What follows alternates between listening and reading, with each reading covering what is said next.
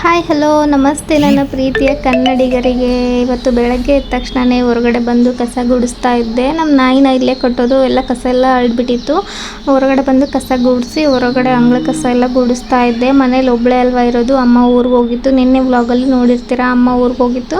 ಅದಕ್ಕೆ ಲೇಟಾಗಿ ಎದ್ಬಿಟ್ಟು ಗ್ಯಾಸ್ ಎಲ್ಲ ಒರೆಸ್ಕೊಂಡು ನನ್ನ ಮಾಮನ ಮಗಳ ಜೊತೆ ಹಾಲು ತರಿಸಿದೆ. ನಾನು ಹಾಲ್ಗೆ ಹೋಗಲ್ಲ, ಅವಳು ಹಾಲು ತೊಗೊಂಬಂದು ಕೊಟ್ಟಾದ್ಮೇಲೆ ಹಾಲು ಕಾಯಿಸ್ತಾ ಇದ್ದೆ.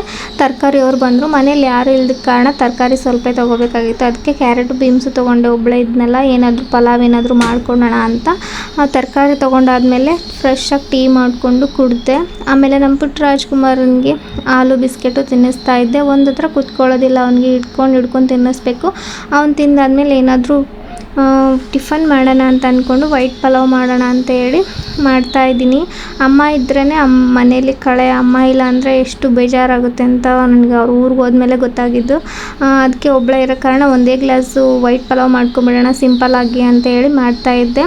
ಆಮೇಲೆ ಫ್ರೆಶ್ ಅಪ್ ಆಗಿ ಬಂದು ಬಟ್ಟೆ ಒಗ್ದಾಕಿದೆ.